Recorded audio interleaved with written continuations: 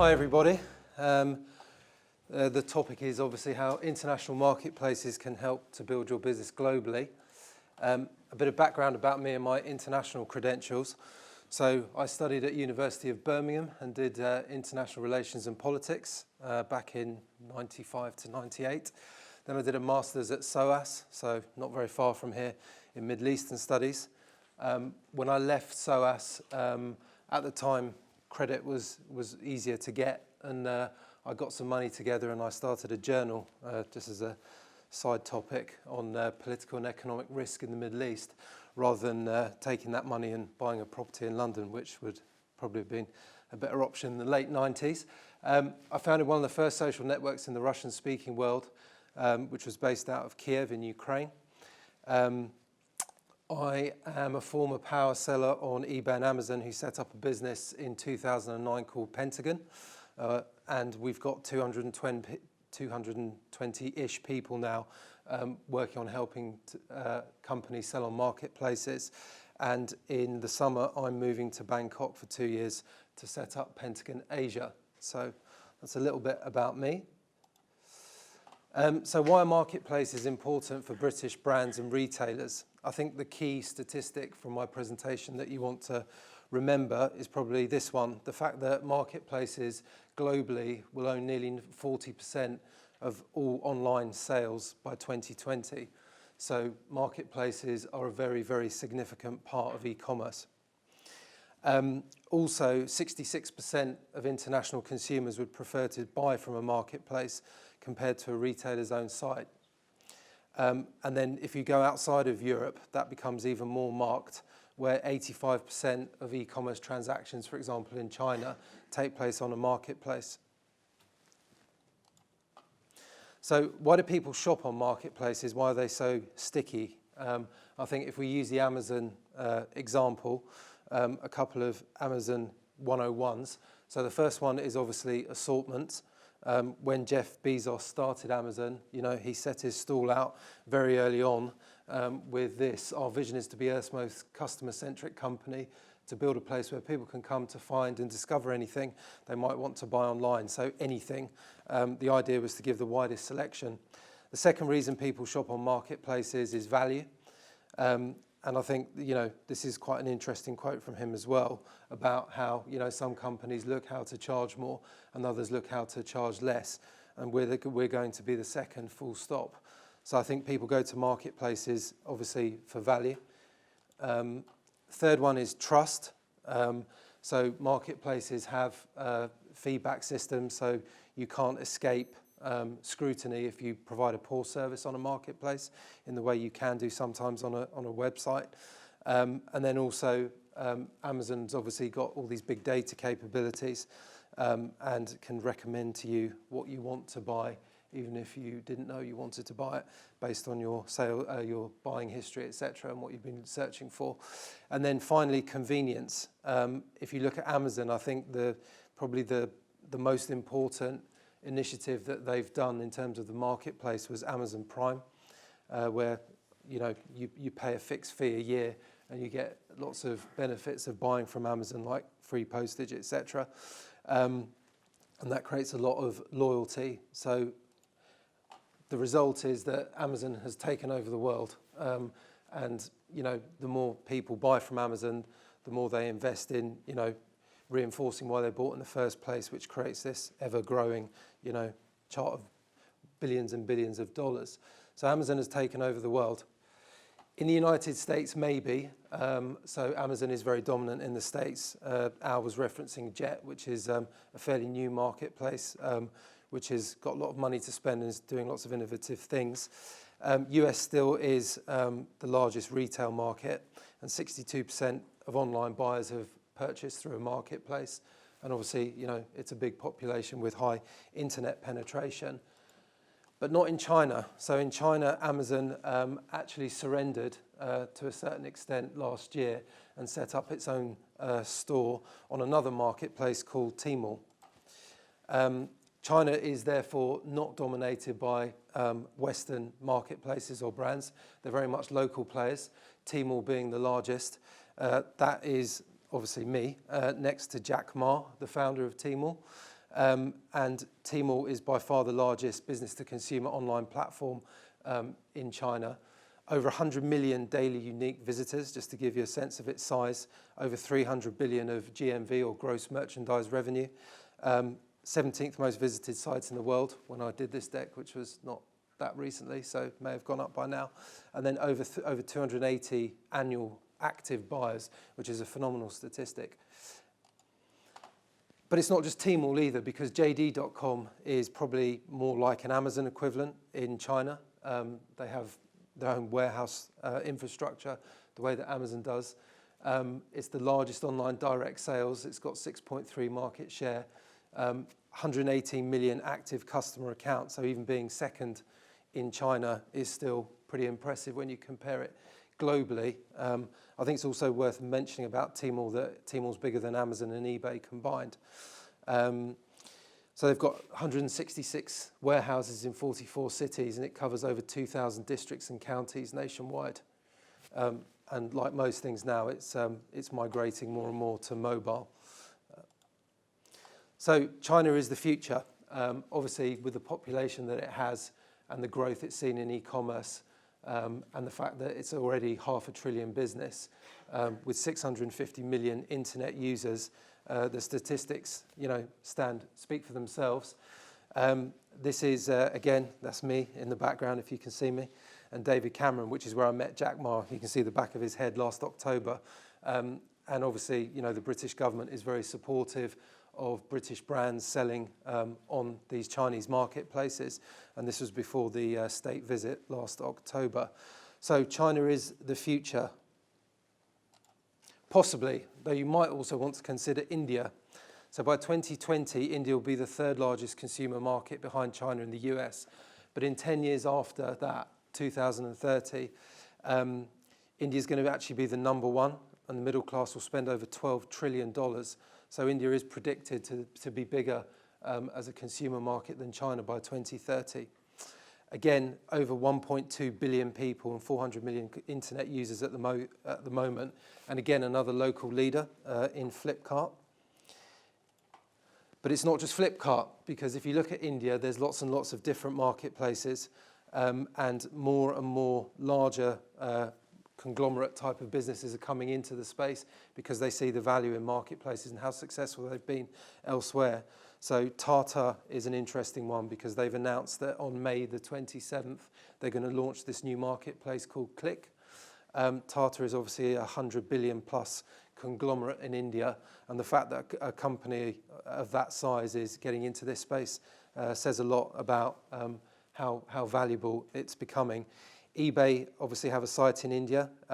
Amazon announced that they were investing $2 billion into India last year. And then you've got various vertical marketplaces like Pepperfry is household goods.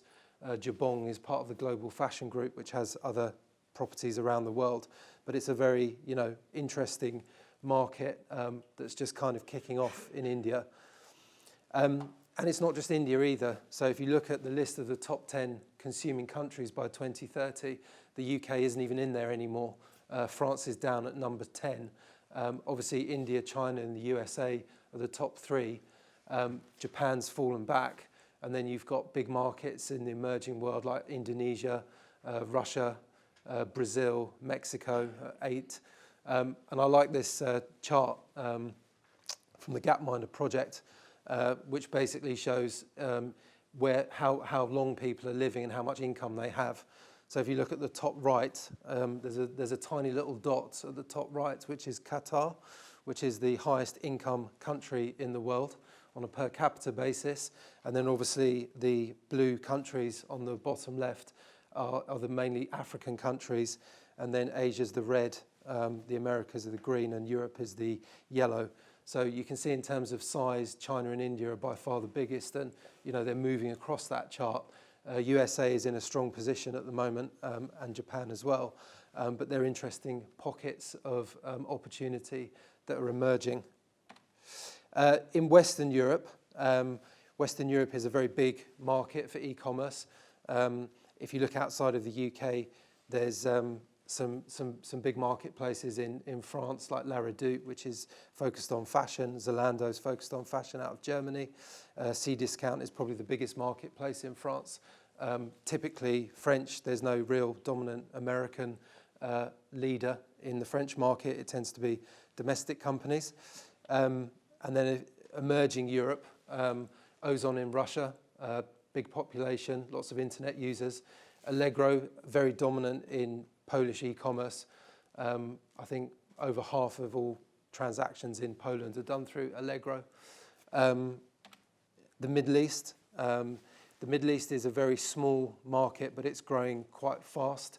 And obviously, because of the wealth in the Gulf states, particularly, the basket sizes are a lot higher.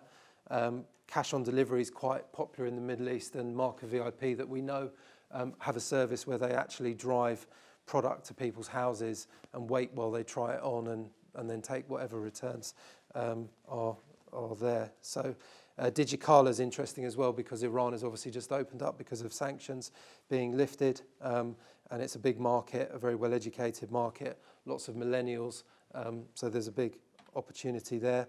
Southeast Asia, where I'm moving to, going to be probably the fastest growing market over the next few years.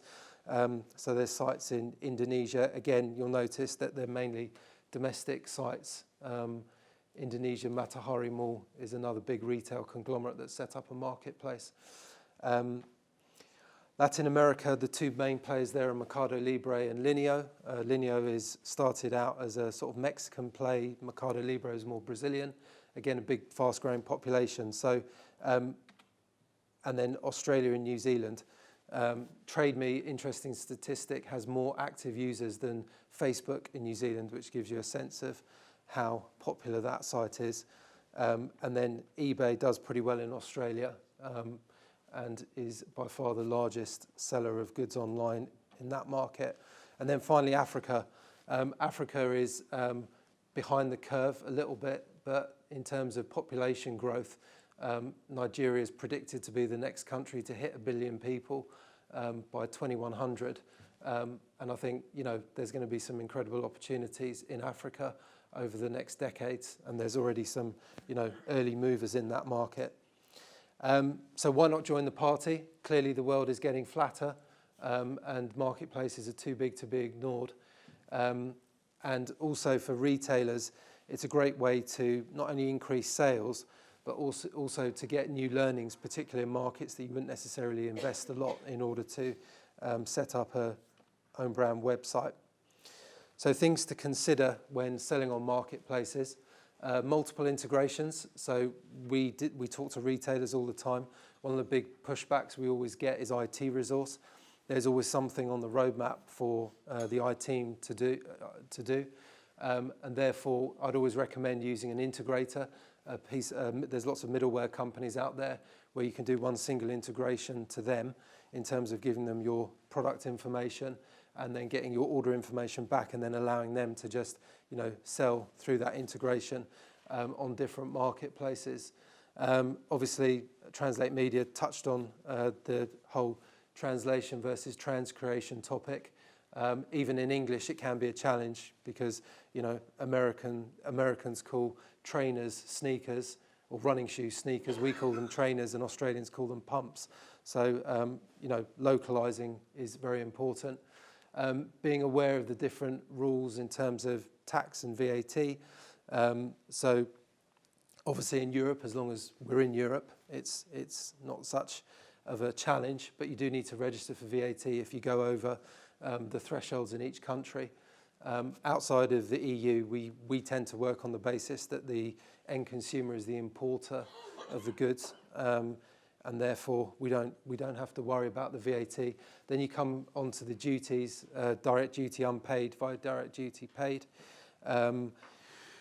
Logistics partners, returns Al's touched on, these are all challenges. Who owns the customer data? So marketplaces own the data, not the retailers.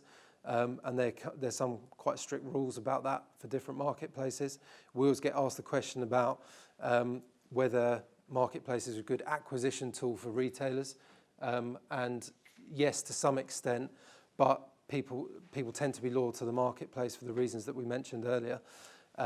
So you won't own the customer data, but then you won't necessarily cannibalize any offering that you have on your own website, for example.